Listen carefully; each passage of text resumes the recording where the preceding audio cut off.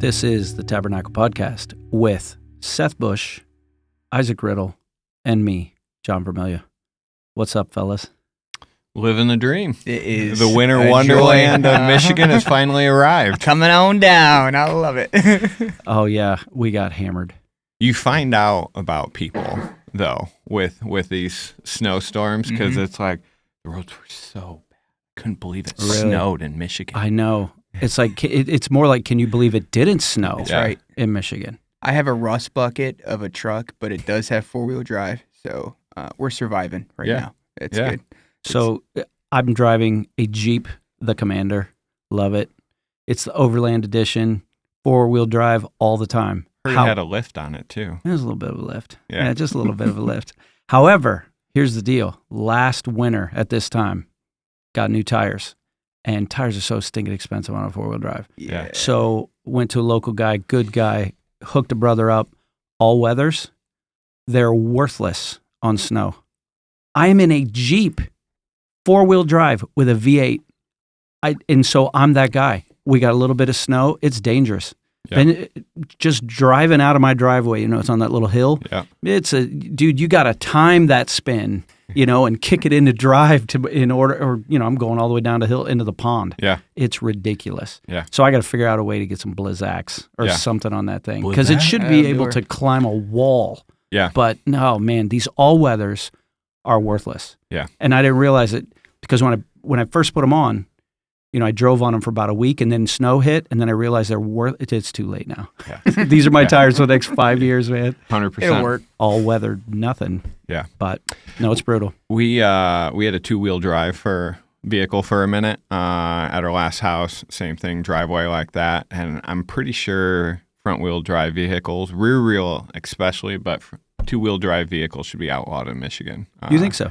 Yeah. Only, I say that tongue in cheek. Yeah. Because I would watch my wife come down the street, and she knew she had the angle worked where she had to hammer it to get up the drive in the snow. Huh. And she had her angles. She had her. But did she have snow tires? No. See, that's where am I going to go with you. So both my daughter in college and my daughter that just graduated both have Honda Accords. Yeah. And they used the extra whatever when they bought the cars to get the snow tires. Yeah. Those two-wheel drives. Money. They're money, tanks. no The problem. Accords are just No, tanks. they're just, and I'm over here in the Jeep on my all-weathers going, I got four-wheel drive and a Hemi. So what, man? Yep. Yeah. Sorry. If you're not from Michigan, this is how Michigan people show love for our state, I guess. Yep. Something like that. That'll work. But, second thing I got to tell you, today, 32 years of marriage, man. Dude, that's a big Come deal. on. Anniversary, bro. Let's go. Happy that's why anniversary, bro. That's, John's on the podcast in a sweater because, dude, we're going out. Date night? Date night, Come man. on. Yeah, we got to have Where a date is night. John Vermelia? Can he disclose Ooh, trouble. where the Vermelias are doing anniversary dinner at? It will, because this will come out later. Mm-hmm. This will come out later. And I don't think I'm any kind of a big deal, but if this was live, we'd have people show up. Yeah. There are people that have invited themselves on our family vacation before. Oh. And my wife's like, I accidentally told these people we're going to spring break in Grand Rapids. And then these other people are like, oh, we're going too. Yeah. Seriously, I had two families show up at the hotel our family went to on spring break. Terrible. So Yeah. because this is coming out later, I Yep. think we're going to go down to, I've got some gift certificates. I'm going to have her just go shopping a little bit on the front street, which is not my love language. Yeah. But I'm going to be a good husband. And then somebody blessed us with a little Outback thing. At our age, it's like Outback for your anniversary. If it was 30th, it would be different. But 32, we're going Outback. Yeah. For the 30th, I took her to Ruth's Chris That you. Steakhouse. Yeah. And we probably won't go back. Bro, Yeah. steak It was is great, good. but that's a lot of money, man. Yeah. Oh, 100%. The bloomin' onion is worth it. You think so? That's date night right there, bro. The problem is you better both have the bloomin' you onion on date Yeah. night because that could Need to bad- even, Level playing field. Level playing field. too much information. Yeah, he's not blushing. So, well, thanks. I'm super pumped to have both of you guys here. Love both of you. Seth, for those of you that don't know, is our Manistee campus pastor, and Isaac is our Cadillac campus pastor, which will be launched in just a few weeks. Yeah. And so today, what I wanted us to talk about is the challenges of being a multi-site church. And so it seemed appropriate. I mean, we could have Martin sitting here. He's got some other meetings he's got to go to. Martin's has been our Buckley campus pastor. But the challenges are most felt not in the sending campus, the original campus, which is here in Buckley. The challenges are felt as you add campuses. And Manistee, we were saying before we even came on, or before we press record, there's been a lot of challenges. Yep. And you even made the statement, and we'll get to it in a few minutes, that campus probably shouldn't even exist with the challenges that it's faced. But by God's grace, it's alive and kicking, it's growing, and it's strong. And so a lot of the expertise is coming from your seat, Seth. And then we've got Isaac, who's been with us 7 going months? on 8 months. 8 months. And you're in that position. You're facing challenges, too, of trying to launch a campus with a church that kind of makes it up as we go along. And there's nothing wrong with that either. That's it's okay to you don't have to say that, but I appreciate that you said that, right? Just a little bit of affirmation there for you. Well, we hired you on, and we hired Ron as well to help with some of the campus direction stuff. But I remember saying, bro, just read as much on Multisite as you can. We don't have an XP right now. So my hope is, as we have this discussion, I want to hear both of the challenges that you're facing. How do we get past those?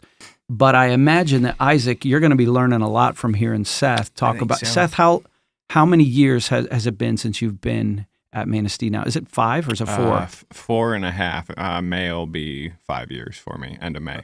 Okay. Yeah. 5 years. And so there's 5 years of a lot of hurdles, and hopefully it'll be profitable to you. And for those people that are listening, if you're a part of our church, we want you to understand these things. We don't hide things. We don't keep secrets. We try to hit problems head on, even with our staff. How you doing? You know, I love it that I can call you, Seth, and go, hey, man, are you good? Or I texted you, I think yesterday, you good? And I get an honest answer. Yeah. It was a little delayed, which when I ask you you're good and there's like an hour delay, I'm like, oh, this is it. I might have to drive to Manistee. He's on the end of that pier staring at the frozen Lake Michigan. What's he doing? Seth was on the dad taxi duty. That's all that was. Yeah. Well, then I did get a response, and it was, man, I'm whelmed. Yeah. I won't disclose everything you said, but you were honest. This is where I'm at, and I'm about to get on a treadmill. Yeah. Because I need some dopamine. So that's who we are as leaders, as friends, colleagues. But we want to include the Tab podcast family in understanding these things. Yeah. So a multi-site church, just to kind of get a baseline of where we at, is one church in several locations. Usually those locations are called campuses. On this article, it says a multi-site church can present all kinds of new challenges for leadership. And actually, this article was written in response. There are some people out there that are like, multi-site is unbiblical. Yeah. The problem is, this article, and I won't read it to you, says, nope, the early church was multi-site. 100%. Those epistles to the Philippians, they didn't have a big old building with beautiful windows and crosses hung up and offices and staff and interwebs. They were meeting in a variety of locations. They would pass these letters around because the church was exploding. And so all a multi-site church tries to do is use technology to allow people from a larger area to be a part of a local church. And so for us, being in flyover country, as God blessed in these last 20 years with explosive growth, given the size of our community here in Buckley, we felt like God was leading us, hey, start another campus. Then it becomes why. Why do you do that? Why not just plant a church?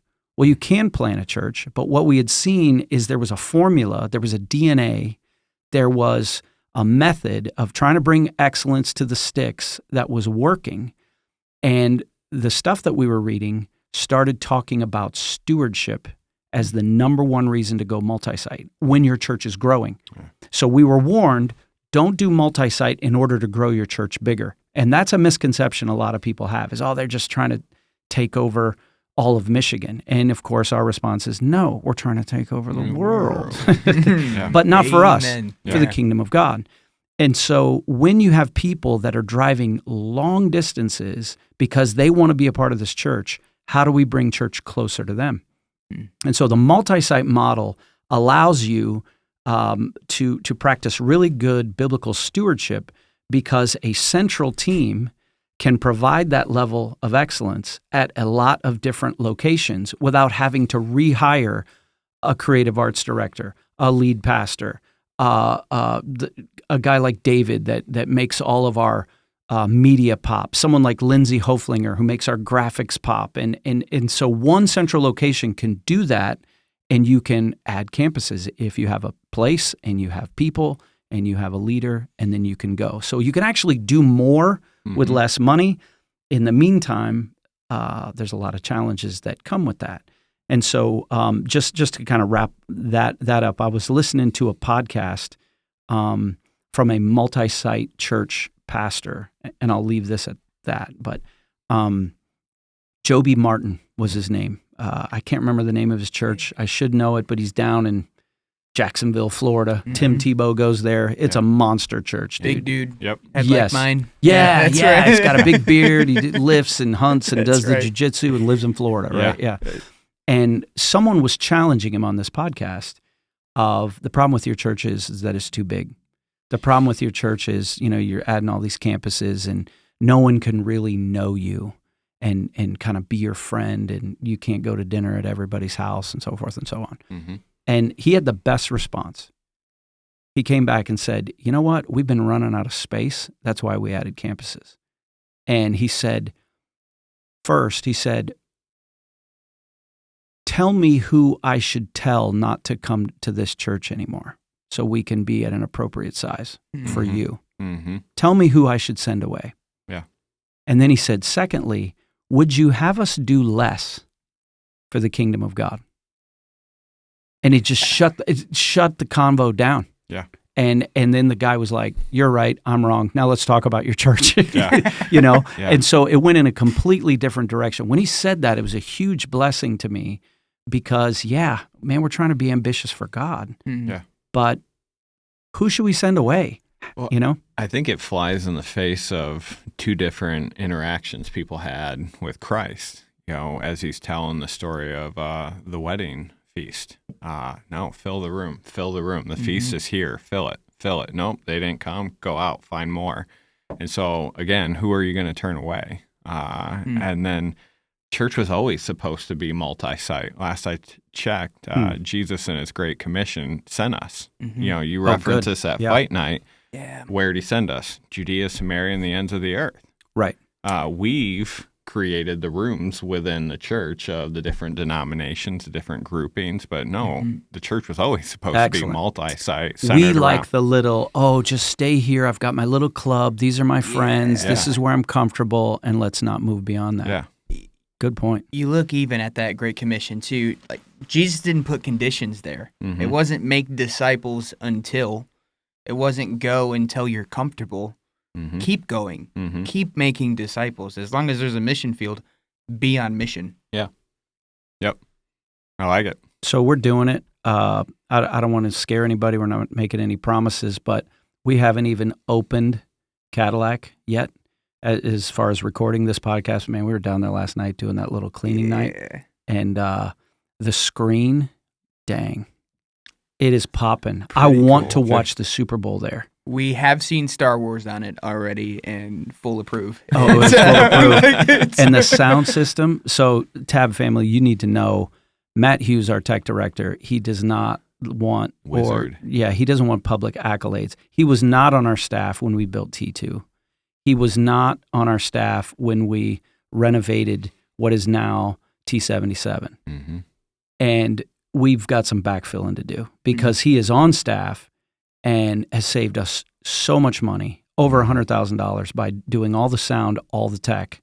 And so I'm jealous for Buckley. I'm jealous for Manistee. Like when you go down there, your people are going to be like, oh, I see how it is. Yeah. I mean, that's why I'm telling you the backstory. Yeah. Because we cranked on the sound. Man, were you in there when I put on the Top Gun theme? I don't think so. So you know what I'm talking about? I'm not talking about Danger Zone. I'm talking about when you hear the bells. Yep. Bong, and it was like it was vibrating the place. It was so tight. It was so tight, man. He's the reason the police showed up later for the That's disturbance of peace. Disclaimer, no police showed up. Yeah. So now we're dreaming. Yeah. How do we get that screen in Manistee? How do we get those kind of screens and sound in the Buck Tuck? But so let's get into some of the challenges. Seth, just your knee-jerk reaction, because there's a lot of challenges that the experts have kind of listed in yes and no. In your mind, what has been the biggest challenge of being a part of a multi-site church? Start with just from a member of the congregation. For someone attending Manistee, what is the biggest challenge for them that we have to overcome? I think the biggest thing is as you talk about multi-site and how do we make sure people feel a part of the community? Their local community? Their local community. I think your leadership is key. Leadership that says, nope, come in. We are here to get to know you. We get to share in a message. We get to share and the blessing of being able to hear from different speakers. I mean, we've talked about this ad nauseum on the podcast. I've heard it multiple times of just the wealth of different types of speakers that you hear. You hear storytellers like Tim. You hear, you heard folks like Ben Brown who would just take you on this historical journey through a roadmap that led up to a passage. You are dynamic in terms of the comment I hear on you is I'm so glad that difficult passages can be approached with clarity and honesty. And it's approachable even from folks that as we hit tough messages, different points of view, no one walks out of the room. Like mad. Yeah. And that tells me we're approaching the truth in a way that people are having to consider it, having to ask the question. And so that leadership to me is just, do we have leaders, and that goes to paid and unpaid, that just want to keep welcoming people in? There's a place for you here. So that's the gathering piece. But you're saying then the challenge is after they've come around that to actually, like, how is that a challenge then going into their community? I think or how have you seen it? Yeah. I think the biggest thing is you have to become part of that community. You have to, it can't be the Ponderosa, come and get it. We've got the buffet for you. But it's got to be, yes, our main campus is in Buckley, but the Tabernacle loves Manistee. The Tabernacle loves Cadillac. We are pumped to be a good neighbor in our community, a good servant in our community. I love the fact that I have to return a call because a guy's struggling to find a supervised visit with his grandchildren because of just some family dynamics going on. He called the church and just said, can that be a local meeting spot? Because we're having a problem other places finding cool. Let's sit down and look at how do we connect that. Yeah. You use the term the main campus, and I know what you meant. I don't know if we're the main. I don't even know if we have to stay the main. In fact, in my mind's eye, I would love it if one day both Cadillac and Manistee were larger than Buckley, and they have the opportunity to do that just because of the demographics. I mean, we're a community. We're close to Traverse City, Kingsley, Mesick, and we have people coming from Manton and Cadillac and Calava and you name it. Not for long, right? But Buckley's not more than 1,000 people in the village. And then Manistee, we're looking at 7,000 ish. Pretty close. Yeah. And then Cadillac is just about 11. Just about 11? Now. Yeah. So there's potential for those campuses to be larger. But that is a challenge that you point to, is the moment we use the terms, and we've struggled with this. I'm just going to be honest. Are we the main campus? Are we the central campus? We're kind of like a central campus because this is where it began. But I see one of the challenges is convincing people that we're not playing favorites because you have to work hard not to play favorites. Yes, we have to acknowledge the fact that it started in Buckley, and Buckley chose to plant a campus in Manistee, but Manistee aren't the stepkids, and neither are Cadillac. It's one church in what's going to be 3 locations, 4 if you count online. Mm-hmm. But there's a challenge there because then people are like, well, they're the main campus. Mm-hmm. We're just a satellite campus. And it's like, no. And then, I know some churches, it's, well, we're the broadcast campus. We're the Buckley campus, right? Mm-hmm. And this is kind of where, so I've seen a challenge where we've had to kind of get over ourselves and just whatever term it is, don't be offended because Seth said main campus. Is it main? Right now it's the largest, but it won't always be the largest, and that's okay. Well, I think you look at either of our where we've opened up churches.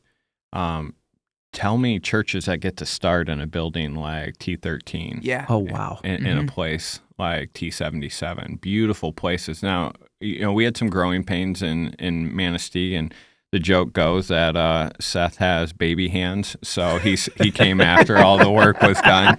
Well, dude, that's not fair. No. But I play Join into the club that because I play into that, and that's fine. It's good banter. But man, like the blessing of being able, like that's your first church home, to walk into an atmosphere where, we're blessed to work with a construction company that gets us, that knows what we're trying to do and wants to take that everywhere we go with us.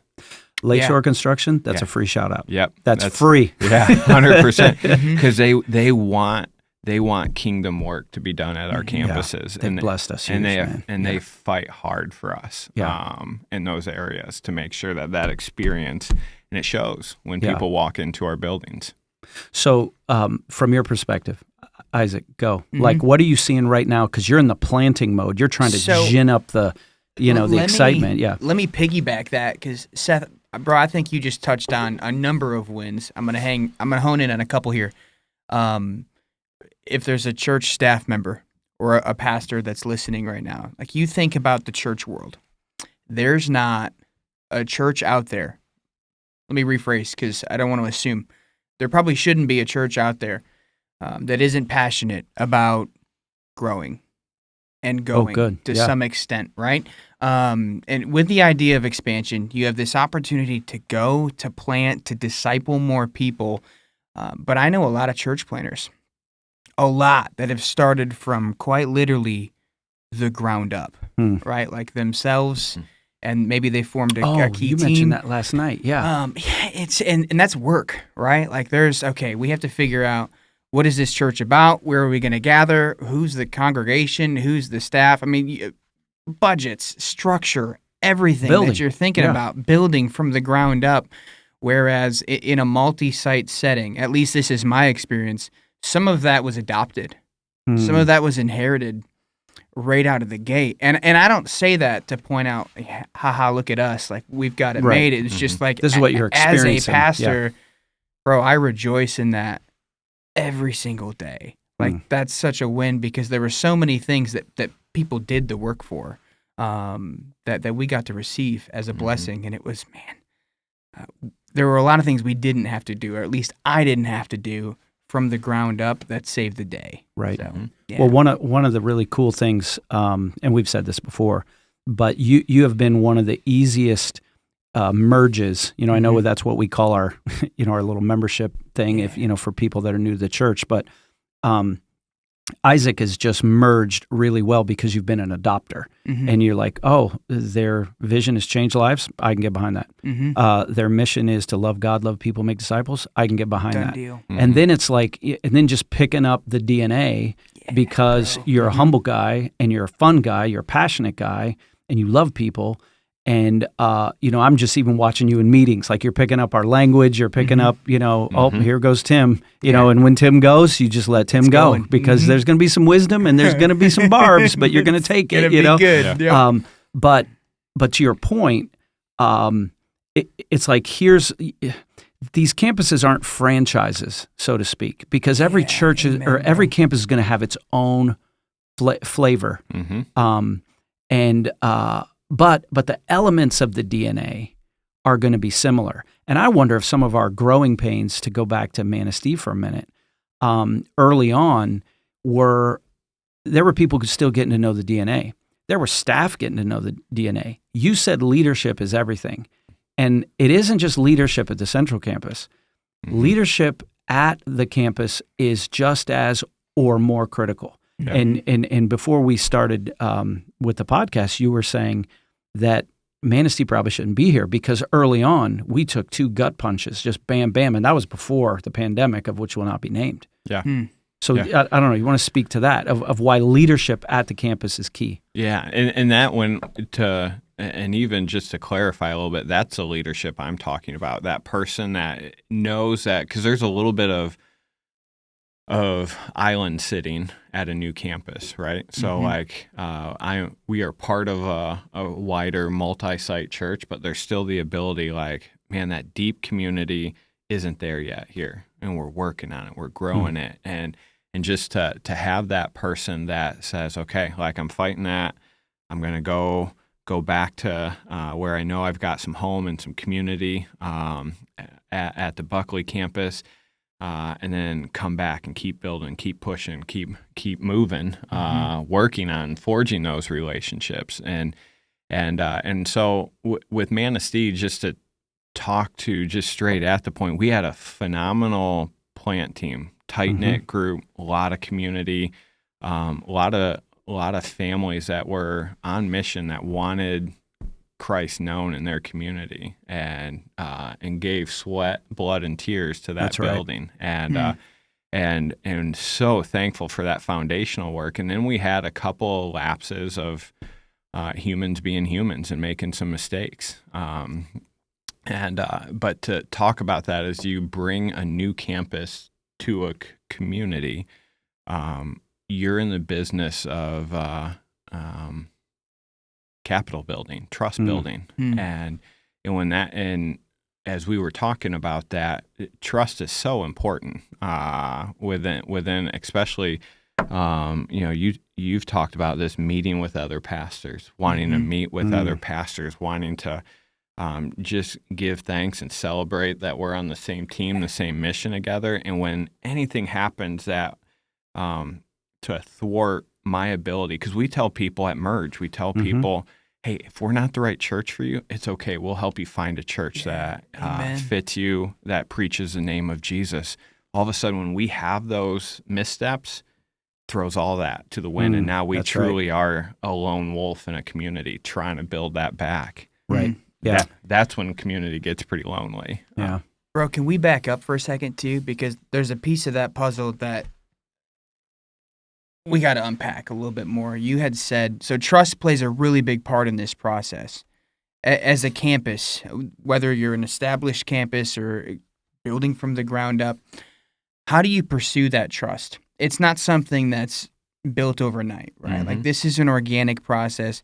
How do you find that you're building trusting relationships, and how do you sustain that in the church world? Yeah. I think longevity matters. I think a long walk in the same direction matters. And, Britton, when he first came in as staff, as we were navigating things just starting to open back up after the pandemic, when we saw those first couple snapshots of, what was coming back, and we could be fearful, or we can start getting on our knees and praying. Amen. And we didn't want a flash in the pan that we couldn't control. Not control is not the right word, but that we couldn't meet, greet, get people connected with somebody. We wanted a place where, man, we'll take it a family at a time. If we grow by a family a year, that's growth.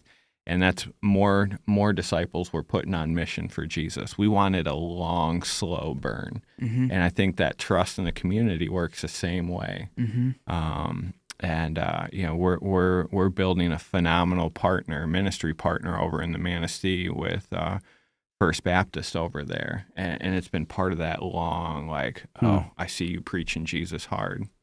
And we're trying to do the same thing. And watching them, and this even gets into how we do multi-site. But we said, Phil and I were very intentional about, man, you're attacking this lane really well in the community. Cool, do it. We don't want to compete there. We want to be wider for the community, for the kingdom of God. Yeah, that was a key thing. And so if you're wondering, even what we're talking about with the challenge of leadership in Manistee, our original campus pastor, we lost him. And then Seth came on board, and we had like a co-campus pastor with him, and we lost him too. And so then people are asking questions. And then that when you're trying to build trust, which you're already going to do, even if we don't lose anybody, which we're not doing, right? Sign the dotted line, bro. But I remember two things. One, there was a key moment where, Seth's in this big giant building, this T-77. If you've never seen it, it's a renovated factory. We're only using about, 30 or 40% of it, maybe? About 40, 45, yeah. Yeah, 45% of this building. And there was a comment that you made to our executive pastor at the time, Ben Brown, is I'm sitting in this big building all by myself, and I feel like I'm being swallowed up by it. And that was the first, oh my goodness, we love Seth. Seth is us. We love Seth. And then it was like, how do we bridge that 50 It's only 55 miles or 55-minute trip, you know, like how do we bridge that gap? And Zoom just sucks. I'm sorry. I'm old school. I mean, they serve a purpose. Zoom doesn't help. Seth's all alone. And so one of the early challenges were some of us as staff members were choosing to go to Manistee one day a week. Ben Brown was a machine. I mean, he would be there 2 days a week, and whether he had a meeting or not, just to be in the building, just presence, right? And I think he also knew he could get more done there than without us. But that was a challenge. And then the second thing that you alluded to, you actually mentioned it in a leadership meeting where I didn't know that you and Britton kind of came to that together. And it was not just you and Britton. But it was really sparked by you, where it was like, we don't want big, fast growth. We want deep growth. And for a guy who, prophet, priest, king, I've got the prophet thing, I can see it. Let's go. I want it now. Yeah. I needed to hear a priest go, we're going to do that long, slow burn. And I was just like, got me. You're right. That's how it has to happen. And it had to do with a lot of conversations. You lost this staff member. Now there's questions. And you sat with so many people multiple times to just work through that because people wanted to trust. And some people couldn't. Most people stayed. That's a credit to you and the way God's gifted you. Of just to use an Isaac word, journeying with people, man, brother, because it's a journey, and so that's a challenge. That'll be a challenge, and we're trying to figure out, because with all of this, we can't possibly cover all the challenges of Multisite right now, but just to rattle some of them off, for the person that thinks that the Tabernacle is going to be a place where they're going to be BFFs with the lead pastor, and hey, we'd like to have you for dinner. How many times do people say that? Well, I'd really not like to be had for dinner. Oh, do you want to go to dinner? That's a challenge with any large church, especially you go to Multisite. So then it becomes, well, is this some sort of TV preacher thing? Because I do the majority of the preaching on a weekend, but the huge blessing, and you guys have heard me say this before, it was confirmed about your second year where you're building relationships, you're the face of that campus. I would come to Manistee on a day that someone else is preaching, just to experience it, to be with people, to meet people, to be in the lobby, to be in the service, whether I was the sermon backup that weekend or just hanging out. My favorite thing in the world is as people come out, they would make I'd be standing next to you. They'd make a beeline for you, right? Just like they do, I got the long talkers here in T2 lobby that always find me and have something to say, right? They're making a beeline for Seth. Then they see me and they'll go, oh, you're that guy. And then it's like, hey, nice to meet you. They'll shake my hand, say something like, you're shorter in real life, Seth. I'm sorry. I know it's coming. I'm sorry. We need to talk about Fight Club, or hey, about that thing. So no, they would start with what I'm trying to say is kind of like the pastor fanboy is less at your campus, or there's less of them. They're appreciative, they're kind, they're respectful, they're grateful, and they're encouraging to me. but you're their guy. Mm-hmm. And that blesses me. That when I saw that happen or they'll come straight to Britton or straight to David or straight to Lindsay, or they need to speak to Valerie, the Tab Kids person. Yeah. And it's like, I didn't feel like chopped liver at all. Mm-hmm. That's how it's supposed to be, rather than, so I guess the point I'm driving at is what is perceived as a challenge is actually, in my view, the way church should work, is whoever's preaching, it doesn't matter. Mm-hmm. It's at our church, it's one message on the weekend for all locations. One message, one messenger for the most part Yep. at all locations. And then people are less attached to that guy emotionally, and they're more apt to go to the leadership of their campus, which is how it should be at a church. Yep. Mm-hmm. Mm-hmm. So what is perceived as a challenge, and it isn't perfect. There's some people that are like, I'm just not going to, I'm not going to go to a service and watch it on a screen, even though the people are live, the coffee's live, the worship's live, your campus pass, everything's live. It's just the teaching's not. Mm-hmm. Mm-hmm. But I don't like it on a screen, but I'm going to go home and watch the football game on a screen. Yep. Yeah. Right? Yeah. Bro, there is so much to be said there too, and I think one of the big takeaways too is relationships really do matter. Mm-hmm. Like you go to any piece of scripture where Paul talks about the church, and he has so much to say about being the body. Mm-hmm. Seldom is he talking about the person that's whatever, leading worship or preaching, but what does it look like to be the body? And I feel like this is kind of one of the hot button issues in the multi-site world, but there are conversations that we have with people, even myself recently. And if you're listening right now and we had one of these conversations, I love you. Yeah, all right? yeah. I love you. We're not going to share names. this is an observation. It's all. But we have conversations where that comment does come out. I don't know how I feel about the preaching thing, the screen thing. And we have heard the words before. Yeah, if I can go to church and I can watch it on a screen, well, I could probably do that in my bedroom. Mm-hmm. I could probably do that in my living room.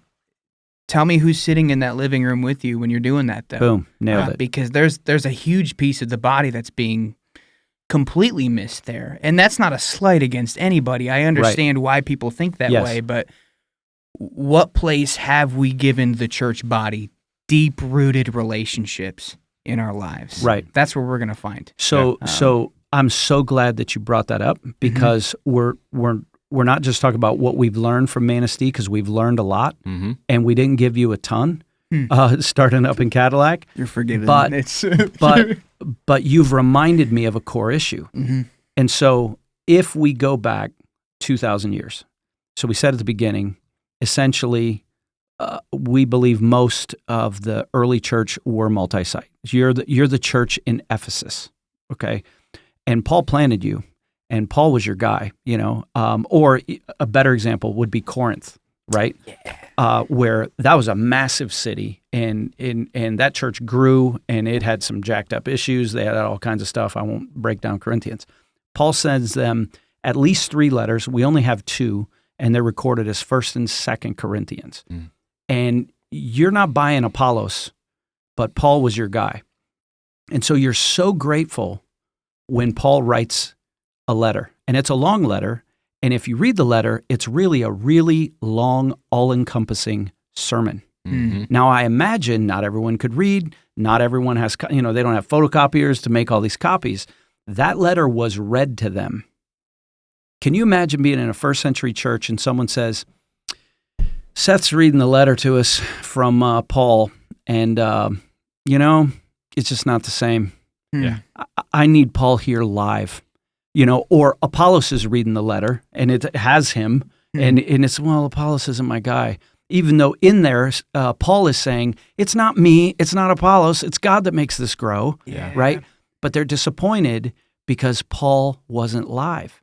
I've heard people say, can the Spirit really move through a screen, right? So I'll tell you who put that issue to bed early in the game for us, because we had the same thing here when we were talking about multi-site, is some of the same guys that asked that question. They're old guys. They're 2 of our favorite guys, Jim and Bob. And Jim and Bob are 2 retired dudes that have been on the board, and they care about this church more than anybody. Well, they're snowbirds. And down in Florida, they started attending it. One of them started attending a multi-site church that the teaching was on a screen. Another one was attending a mega church where they had screens, and the auditorium was so big, the camera would shoot the pastor's face up on the screen for those people in the back row. Yeah. Both of them come back from Florida, and they go, we need to do this multi-site thing. These old as dirt bros, they became the biggest advocates because the guy going to the multi-site church was like, it's a non-issue. I like it better because I can always see. Yeah. And the other, the other dude that went to the mega church with a screen goes, even though he was live right in front of me, my eyes went to the screen because I could see better. Yeah. And they were like, it's a non-issue. They became the biggest champions for us. But it plays back into that thing. Does it matter how if the message is read to you, if the message is on a screen or not on a screen? And we do live teaching from time to time at our campuses because that's important too. Yep. But that is a challenge that you kind of have to try it in order to experience it, in order to get past it. Have you seen similar things in Manistee? Yeah, I mean, we've had folks that love the experience, love the worship. They enjoyed the message, but for whatever reason, the screen was a hang up, and they went and found a different church. Okay, cool. That's fine. Yeah. We're not the church for everyone. Yeah. You're allowed to be convicted. Yeah. However you're convicted. Yeah, absolutely. But I think that it's also trusting, Christ again, where 2 or 3 are gathered. Yeah. Right. Yeah. Amen. And amen. Well, even to the point that you were making about, can I just do that at home? Yeah. I think when people have that attitude, they have the wrong attitude about church. Yeah. Because yes, the Bible, God's word, is central to the service. I'm not going to deny that. It's central. It's not is it the most important? No, it's central. It's not. I'm not going to say it's the most important because the community is important. The elements of a worship service are the preaching of God's word, the praise of God with singing, prayer, the fellowship, and sacrifice. We bring our offerings, and sacraments, where a church has baptism and celebrate the Lord's Supper together. Yeah. So if the most important thing is that guy is live, you're negating all those other things. You're negating, this is the same beef I have with people that when the sermon's done, they walk out before the last song. Why would you do that? The service isn't over, and I get it. Some people, the roast is burning, or, they can't sit for an hour without peeing 3 times, for crying out loud. Goodness sakes, maybe we should stop serving coffee. But the point is that the reason I can't sit alone doing church is I'm alone. And you're missing out on, I think, one of the biggest draws of church is being known and knowing other people. It's a place to serve. It's a place to be seen and see others. And when I say seen, I'm not talking about your outfit. I'm saying I see you. Yeah, I think that is one of the, good, bad, or indifferent. We learned some things through the pandemic. And I think a lot of people, now will that lesson stick? I think it's the very reason why people walked back in, sometimes a year after we were back open, in tears. I didn't realize how much I miss this. Yeah. What I thought was a duty is something that because it had a lot more benefits than I. Because you said you were saying it like, you're right. You can sit at home. You can. There's a lot of churches that are doing some dynamic online ministry, and you can get a great message. But when stuff hits the ceiling, or the fan. Yep. Yeah. Who's standing next to you? Yeah. Right. Right. Because God's no less there, but sometimes we need somebody just there in the room with us. Yeah. Amen, bro. Even as you're talking, I mean, you think about what Scripture says, don't forsake the assembly. Well, why? Because your soul needs stirred up. You need built up. I didn't know how much that was true until I didn't have people to build me up, to stir me up, to love and good works, as the When Scripture did that happen? says. Yeah, talk about that. So, you talk about your transition Yeah, I from a think church so. you'd been at for 9 years or 10 years to here? But even go to like the pandemic that shall not be named, right? There was the start where I think everybody thought it was fun. Like we can say that, right? Like there was I loved it. There was this weird time where nobody was doing anything and we were eating popcorn on the couch and it was like, this is a work day. Crushing Netflix. What in the world is happening? I think I'm going to go for a snowmobile ride because I got the time now. And I remember there were 2 weeks. It was like the first 2 weeks of a break, right? Where we were doing the online thing in a former church. And I preached to a screen twice. Like, okay, cool. We're learning a little bit about the tech world. We're learning how to hang on, and there was still this element of excitement. But after that second time, I realized there's nobody on the other end of this, at least physically, to talk about it afterwards, to celebrate with, to worship with. And I'm leaving my couch to go sit in front of a camera. I'm digging up a bunch of PTSD, I'm sure. But I'm leaving my couch to sit in front of... No, I'm remembering, yeah. And then I'm going back to my couch, and in a matter of a week, it was like, I got nothing, and I just want to weep because I don't have my people, and there's nobody to journey with, right? You become an island really quickly. Yeah. And I think that's one of the reasons Scripture says, do not forsake the assembly, because quite literally, whether you're introverted, extroverted, whatever, you were built for it. God built you for relationship, and this is where we get it.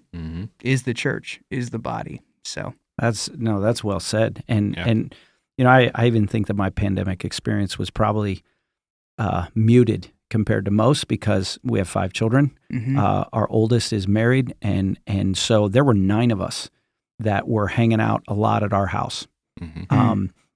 Daughter came home from college, and so we had a little community. I'm not going to say we didn't get tired of each other at times, you know, and we got to come together once a week in order to record the service. I'm talking about our creative arts people, but I'm remembering our boy Britton Bishop. We just hired him, and he's completely alone. And you're doing the quarantine with your gaggle. Right, you know, your wife and 4 daughters, and you're probably getting more stuff done in the woods than you ever got done, right? But he's alone. Yeah, he's sitting in an apartment, and this guy was like, "When are we recording?" And it was Thursday night, and he would drive every week just to get some community, man, just to be in there. I'm like, he was asking Matt, "Hey, can you show me how to run camera? What can I do here?" Just to be a part of the little, you know, pre-recording banter, and then to be there for the message, and then just to see some life. And so that was a hyper example, but that's not just a multi-site church. That's any church. Yeah, absolutely. The same people, you know, and this is just I can't avoid this opportunity, is the people that just come on a weekend and leave, they're missing out on that community too. And you know, the pathways of discipleship, serving is critical to your discipleship, to your growth, to feeling a part of the community. I don't care what it is: cafe, usher, work with kids, parking team, cleaning team, part of the outreach team, the pantry team. Once you're on a team, because the other challenge becomes when we have to care for people. That's a challenge. And early on, before we had a Seth who genuinely cares with people and genuinely wants to journey with people. And they love you, by the way. I mean, that campus is like, I'm almost jealous. It's like they love this guy, right? If you're expecting that John Vermilion's going to come visit you when you're in the hospital, I don't even know your name, bro. And is that bad? Is that good? Well, for some people, they can't get over it because they think I have some kind of magical connection with God. Well, I'm just going to tell you, Seth's better at pastoring than I am. And what I've seen over the years is that challenge has been overcome, where all of a sudden that campus is ministering to those people when there needs to be, you know, when, you know, someone dies, when someone's hurting, when someone hears about cancer, when someone's marriage is on fire. Those are the people that know and intervene. The same way it happens at Buckley, and the same way, even without launching a campus yet, I've seen it begin in Cadillac. You're visiting people I don't even know come to this church. Sure. You know, and we have other staff guys going, "Oh, I've just bumped into Isaac at the hospital in Traverse. What are you doing here?" That was J-Dub. That's great. Hanging out from Cadillac. People. Yep. Yeah, I just like coming to hospitals for the food. That's right. Food's great. Free lunch. I don't know. But the care thing is a challenge if you're not plugged into church. Yep. But the care thing is a challenge at Multisite. So the campus has to care, but within the campus, the group that you're a part of, that you're either the fight club you're in, or the Tab Women's group that you're in, or the people that you serve with, they should be the first line of defense. Amen. And then they've been there 2 or 3 days. Now Seth needs to know, or George. Yeah. Oh my gosh, we haven't even talked about George yet. Yeah. But care, like how do you see that as a challenge, or do you see that more as an opportunity? Yeah, I think it's an opportunity because even, you talk about like there's people Isaac are meeting with that you don't even know attend the church. There's needs that happen at our campus that you're completely unaware of. And those are good problems because that even happens within our own campus. Like as we get people, my goal is to make church as big as your Tab Women's group, as your fight club. And in terms of like, man, you've got pastors around you. Yeah. 100%. Like those emergencies, like call, we want to come. But I find that like we have a gentleman going through a cancer diagnosis right now, and yet it's her women's group that keeps showing up with meals, keep showing up for moments of encouragement, keep showing up. And so the gentleman's wife is plugged in, and they're providing that. Yeah, and so all of a sudden, like, am I checking in? Yeah, but there's so much care going on right there. We were completely cared for, Seth. Cool. Good Great. job. The church, yeah, the church right wins. church being the church. God wins. Yeah. To me, like that's church. Right. Yep. I love it when people take up that role of pastoring their fight clubs. Man, hey Seth, we want you aware of this. We got it. Awesome. Love it. Good job. Good job. So there was another, just shifting gears just a little bit. I'm thinking about a challenge, and I don't know if the podcast family would be interested in this, but I assume that there are some people that are on a staff or pastoring someplace. A huge hurdle that we've had to overcome for campus pastors is, how do I feel like I'm not middle management? There was a couple of years ago where we actually, or you or Martin, I think, actually used that term, because Martin's here in Buckley, and it's whatever, the broadcast camp, the central campus, and we're dreaming about Cadillac at that time. But you and he both were like, yeah, there's times we just feel like this, we just get this thing and we execute. And that was and it wasn't just for you. If it was true for you, I know it was true for kids ministry. It was true to a certain degree with youth ministry.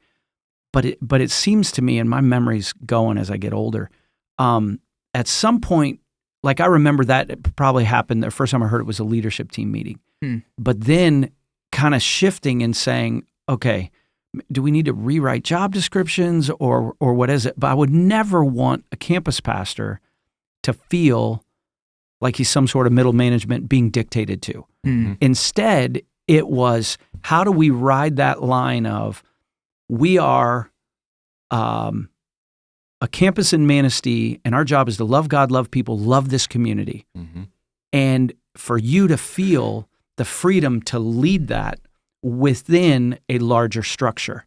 And some of it was trying to, like I know from my perspective, is get Seth away from feeling that that he didn't have freedom to lead, and to say, look, Manistee, we're still within these guardrails, but we're going to kind of move in this direction. And you spoke to that a little bit when you said, hey,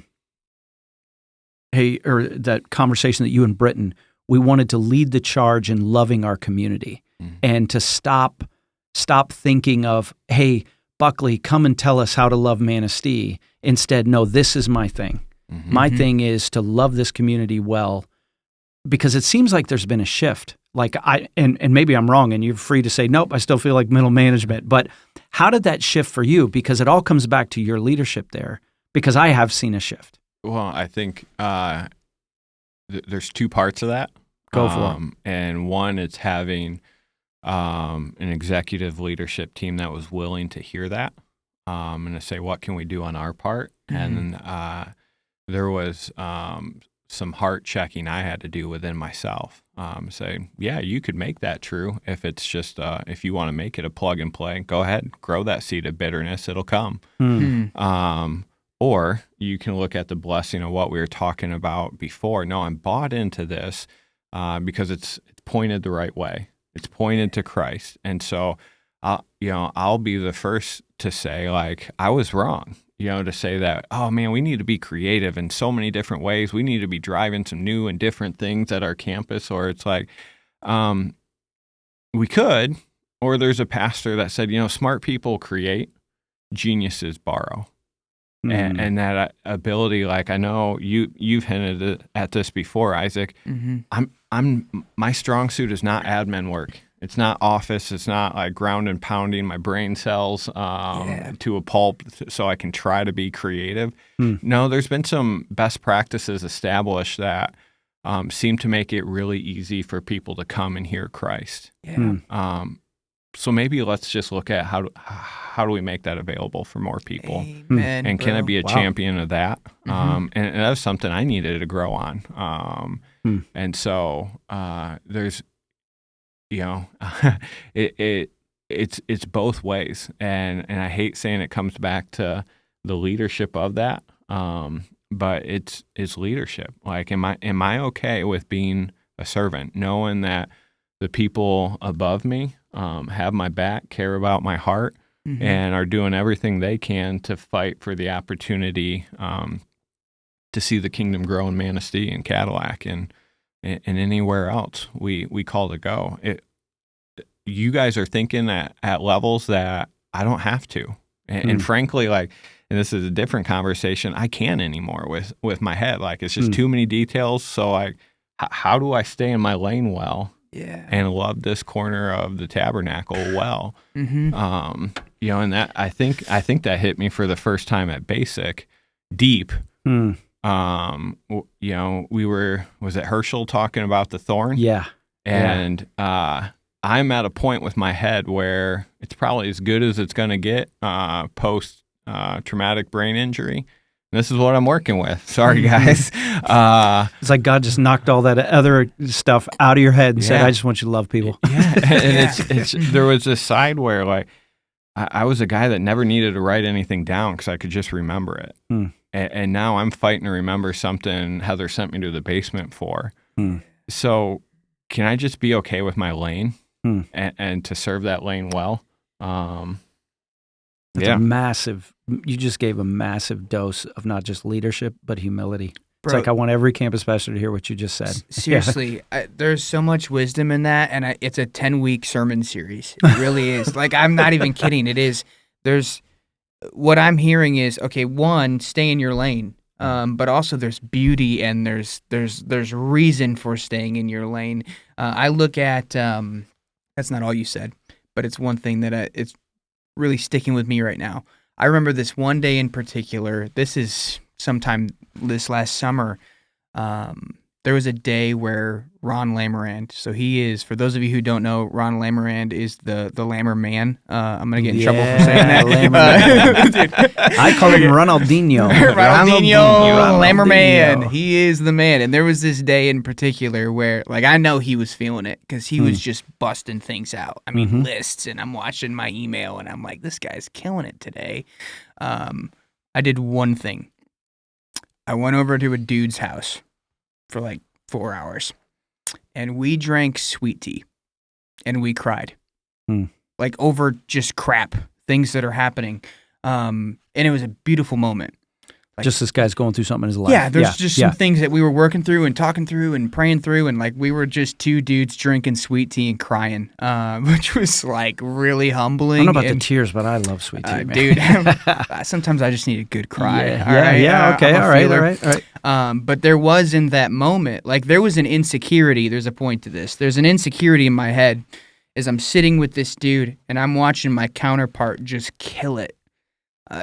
Busting things out and just nailing this list, and I'm like, man, we're building a church, we're building teams. I got schedules, I got calendars, we got to do these things, Yeah. and I can see it, and these things are coming through, and it was like, but that day in particular, the sweet tea was the important thing for me. Yeah, that was the place that I needed to be. in recognizing that, okay, one, that was where God wanted you to be, and two, that's what God gifted you for. And Brilliant. that's going to be enough today. Mm-hmm. So I say that to affirm what you're saying. Thanks, bro.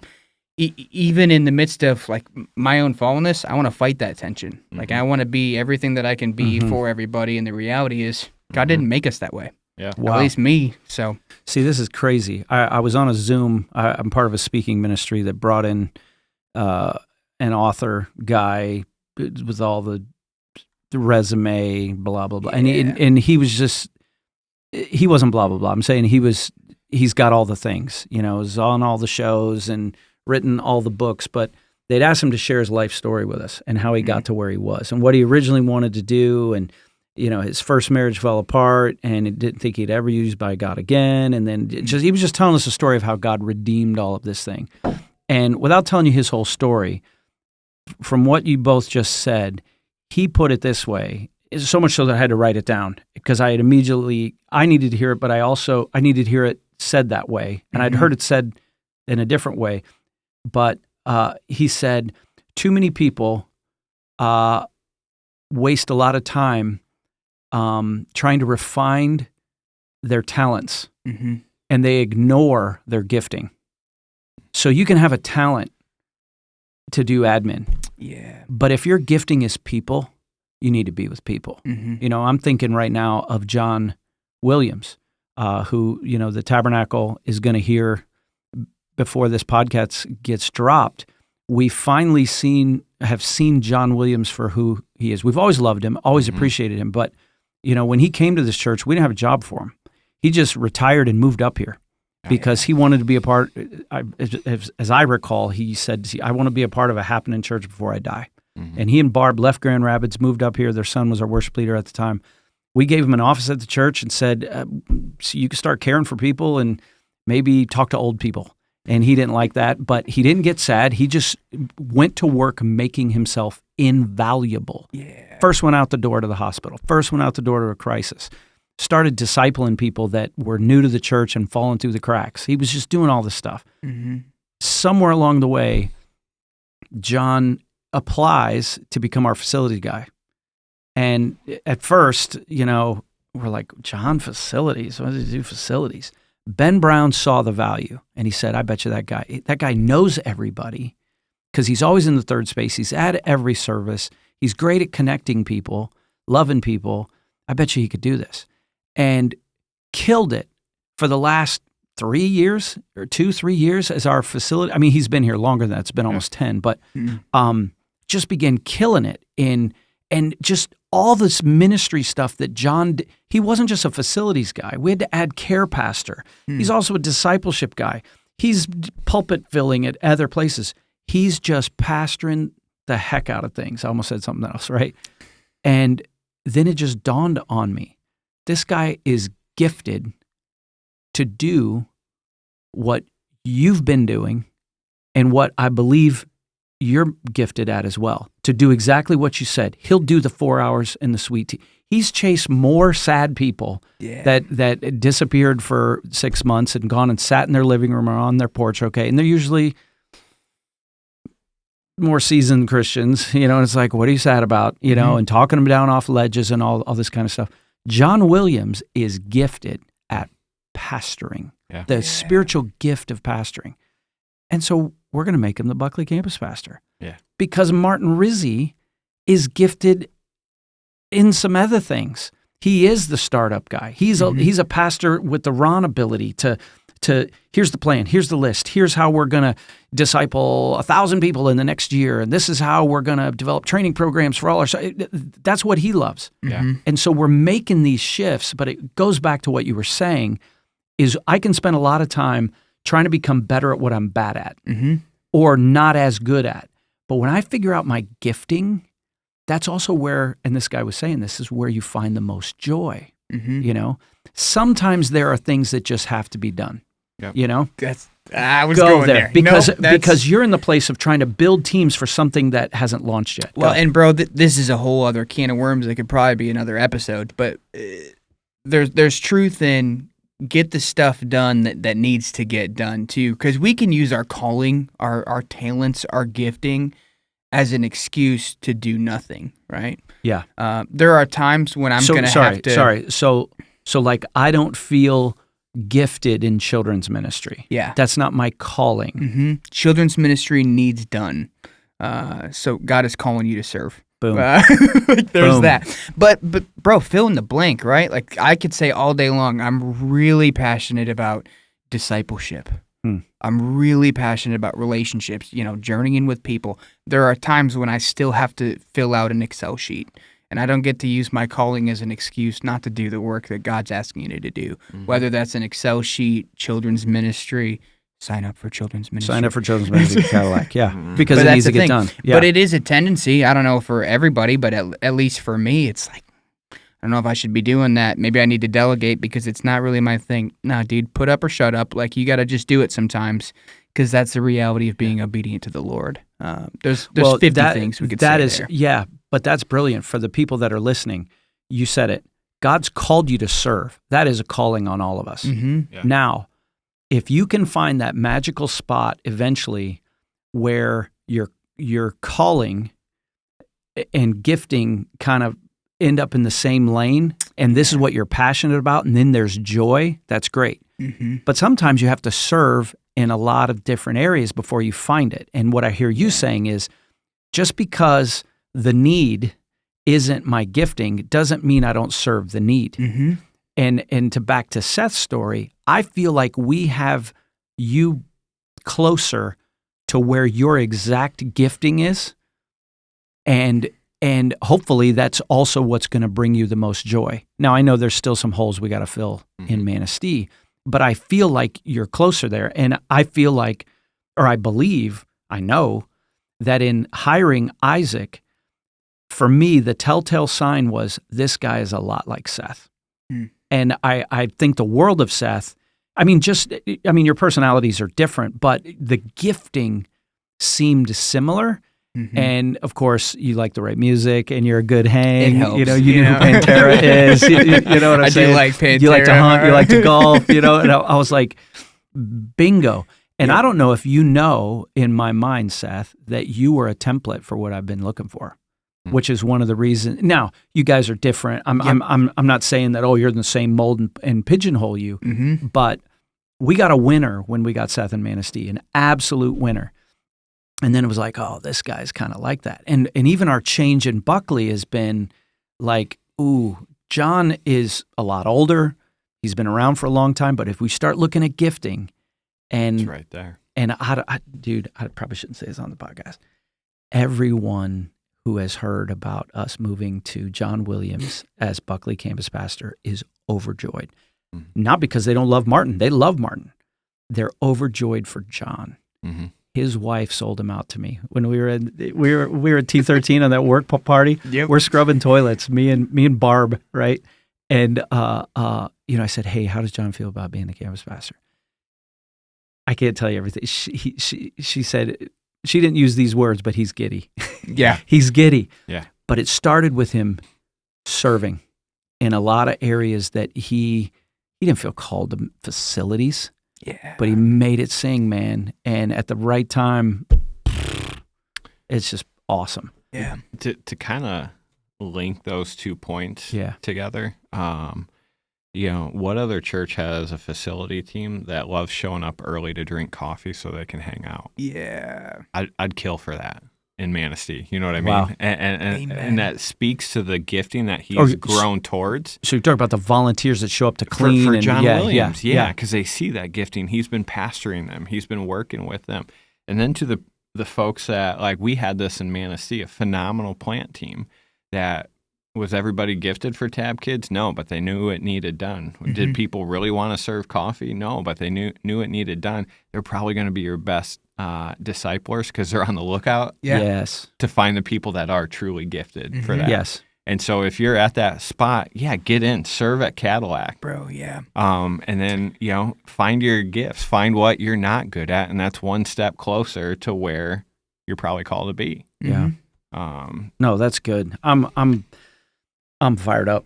Yeah. I for those people that attend the Cadillac campus in a few weeks, those people that have been attending or even members in Manistee, my heart is, I want to see those campuses not just thrive. I would love to see them surpass the original campus. That would be, and that happens when people first get fired up about Jesus, then they get fired up about their church. And the way to get fired up about their church is to be involved, to get in a group, to serve, to be a part of the worship team, to invite people, to invest. When people do that, I see to go back to our mission is to love God, love people, and make disciples. When disciples are fully participating, that's when those things grow.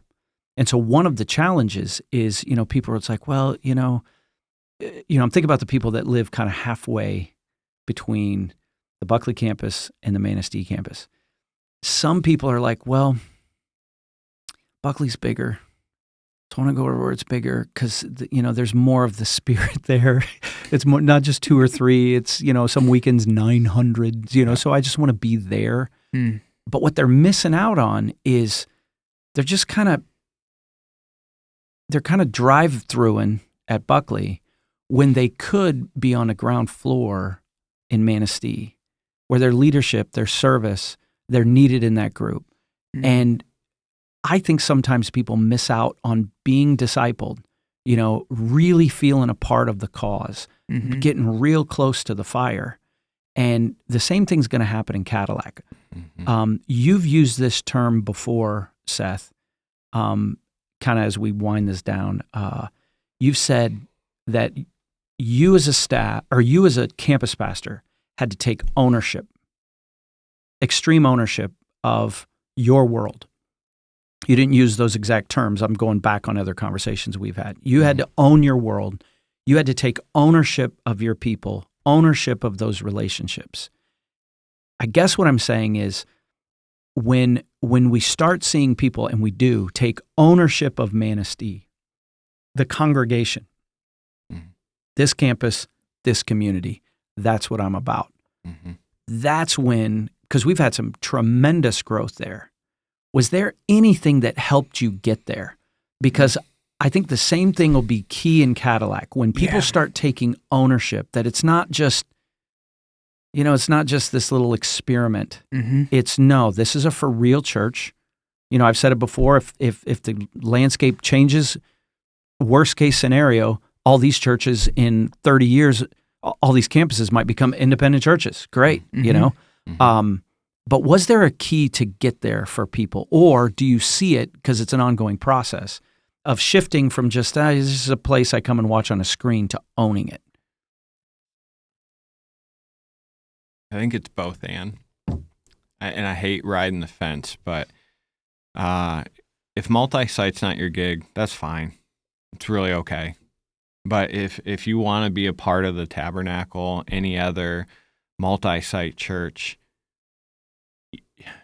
the closer you can put yourself to a campus and jumping in and plugging in, it's really hard to argue Christ when you see your neighbor come to know him for the first time. Yeah. It's really hard to get to find, exactly what Joby Martin did in that moment. Like when that person you've been praying for, butting heads with, probably asking God to take them out of your life, comes to love Christ passionately. How do you argue that? Yeah. How do you fight that? Right. It's just so hard, because the people that won't jump in, those are the people that break my heart, because you're missing out. And I think that's where there's so much beauty. Getting to just look at our church at Baptism Sunday. Oh, wow.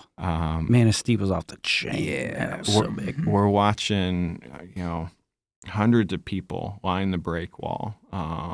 Gentlemen from our community that his players, his fellow coach has been pleading with him, like, you love Jesus. We want you here. Showed up. How do you look at that and say, man, Christ isn't in the middle of that? Yeah. And so if you want to be on board, take the risk. Like, that's the hurdle. Like, there is risk. Martin hit us with that at fight night. Like, discipleship costs. Christ is free. Yeah. He paid everything, but it's going to cost you something. Discomfort with the screen. Yeah. John might be pixelated this morning. Oh, gosh. Gosh, yeah. But you know what? Christ is beautiful. Yeah. Amen, bro. And you got me giggling now because we're thinking about I'm thinking about two things. The serious thing is there was a kid, I won't say his name, but stud football player, stud boy who got baptized. Mm-hmm. And you and Britton baptized him. And I got tears because I knew the story. And then the story, we heard more about the story at our last fight night when all the fight clubs from both campuses came together here and Martin gave a great talk. And you were asked to give us a dude to share a testimony. Mm-hmm. And it was this teenage boy's father. And I was remembering 2 or 3 years ago when his older son, atheist, was kind of leading younger son in that direction. Mm-hmm.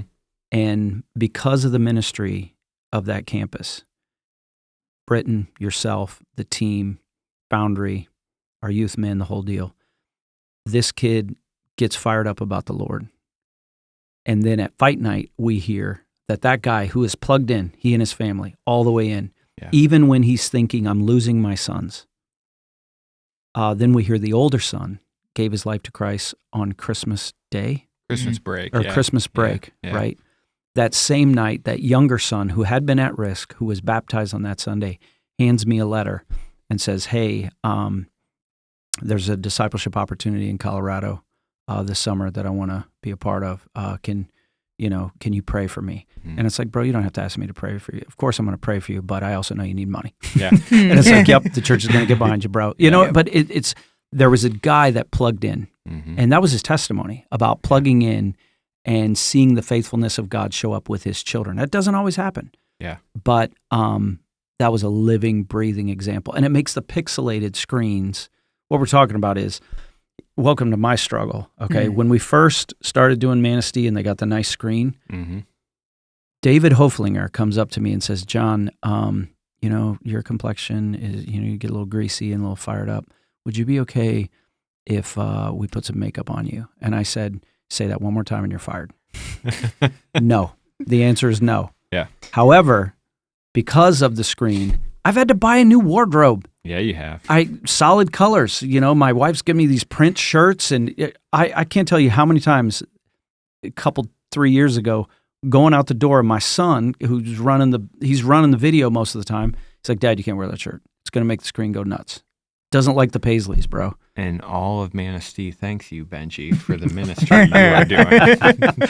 So it's like, all right, solid colors, a lot of blacks, a lot of blues, a lot of just plain Jane or whatever. I wore flowers. I don't know. know. You wore flowers, yeah. We forgot to tell you. That's Work in progress, bro. Was his shirt? That's right. Was his shirt on fire there? Oh my God! It's like spinning. Yeah. You live. We didn't give you the and memo. you learn, yeah. bro. Oh, I forgot about that. Yeah, because you like the sporty ones. Yeah. Listen, every Multisite time challenge. Multisite challenge. It's the real deal, and it doesn't stop either. By the way, I walk in every day, and the first thing I hear is, "Hey, you can't wear that on stage, right?" I'm not on stage. Yeah, you chill. get. All right. These are the preaching shirts, or right. these are the only ones that we can do. Bro. But some of that takes humility on all of our parts. It isn't just. I mean, we've had to learn a ton. One of the things that is a challenge for me is I love being able to see the congregation. Now, whether they're responding or not, I'm still called to be faithful. You guys both preach, that same deal. But it can be a challenge wondering, how's this going in Manistee? Mm-hmm. And so that's why and you know this, like I'll send you a text. I love it when I'll get a text sometimes from Seth between the services that it's just not that I need this, but it's like, you're really connecting this morning, more of the same in the second service, because then I'm getting feedback because I love all of our congregation. And that includes Manistee. That's going to include Cadillac. And so just knowing, eyes on the ground, how is this playing? Is it coming through? You know, and there have been times you're like, say, they're not super engaged, you know, and it's like, okay, these are the challenges because they can see what's going on here. But for those people that have never done multi-site, one of the crazy things I've heard from you is how a congregation will interact with the speaker, even though I can't hear them or see them. Yeah. You've said they'll say amen, they'll laugh, they'll cackle, they'll lean in. They do. Do they raise their hands when I go, hey, by show of hands? Few, yeah. Manistee's a different breed. So so is Buckley. You know, I'll say, how many of you are Christians? And 2 hands will go up. I'm like, everybody's going to hell today. All right, we're going to change the message. Yeah. Okay, fine. And then they'll raise it. You know, but that's a challenge. Yeah. Is how do we participate? And when I'm sitting there and watching someone else do that, I find myself, if I'm focused on the screen, then I don't interact. But when I'm focused on the message and what God's saying through what I can hear, what I can see, then I find myself going, so it's a thing. Yeah. But the thing I've loved about, you know, you asking us even to do this last week, I know we're winding down, is it wrong to be a single site church? Absolutely not. Is it wrong to be a multi-site church? Absolutely not. Show me the perfect church. I can't find it. Good luck. Amen, and bro. So, and so, like, I think, are there some blessings of multi-site? Yep. Are there some challenges? Yep. The same goes on the other side of the fence, but just when we will own where we're at, it's a pretty fun process. Yeah. The same as it can be being a single campus church. Can be a lot of fun. Yeah. But are you going to plug in and be faithful there? That'd be a big building. Yep. In the same breath, and I'll be quick. I know we got to wrap things up here, but at the end of the day, what are you doing to stay true to the mission and the vision, right? Love God, love people, make disciples. That's what we're about at the Tab, right? I mean, that's it. Love God, love people, make disciples. Is that happening? Done. I don't care about the screen. I don't care about A, B, or C or whatever it is. If you are doing the work of discipleship and people are coming to know Jesus, hats off to you, church. Whoever you are, wherever you are. 100%. Well said. Yep. Yeah. What are you guys got anything else, or what are you most fired up about right now for Cadillac, for Manistee? We are launching in the very near future. Which, bro, you're gonna say the date now? Okay. Here's the deal. Yeah. You were gonna get a date about a launch in the very near future. It's coming. All right. Probably somewhere in the next 30 days, we're going to see a launch happen. Yeah. Probably in February. Would you go ahead and stay tuned because there's news coming very, very soon. But, watch your calendar for the next 30 days because it's coming. Nice. Yeah. Yeah, I think for our campus, we had an explosive year last year. Going through some change right now. Us as church-wide with a new hire in Adam Ray. And then looking for spots over at our campus to fill, and to watch our people grieve those relationships and be excited for what God's going to do next. Yeah. I'm excited to watch the team fill out again because the team's a blast, and the team's what makes they're a big part of my tribe. Yeah. And so I love to hear you just called them your tribe, because there's a tribe within a tribe. And Manistee, I always love going there. They got some of the best food, man. It's just like, I've been to your potluck. Hey, our potlucks are great too, but it's just a bigger variety in a bigger city. I'm looking forward to Cadillac, you know? That's right. But feeling a part, like my desire, and this is to make sure that our staff is unified, because we've talked about leadership a lot, and I appreciate both of your leadership, and making our staff feel like a connected tribe, but then also giving people permission to feel like, hey, I've got my campus tribe too. Yeah. And one's not better than the other, and they're not against one another. They're for the same thing, and it's this not even the tabernacle. It's this bigger kingdom thing that you challenged us with, Isaac, at the last fight night, which is to go and make disciples. That's what we're trying to do in all of these locations. And if we can get the chairman of our board to calm down, just calm down for a minute. Can we just get We used do love the excitement. Yeah. He wants to start the fourth now. And it's like, well, and he's right. We got to get out ahead of the game if that's what we're called to do. We're still praying through that, talking through that. But we're about to be one church in 3. And we know, church, going from 2 to 3, it's going to be a big jump for our staff. It's in some ways, it's going to get easier. Has to. Now the speed of communication is just like, look, it's been decided we got to go. But at the same time, it's going to be more difficult in some other, so there's pros and cons.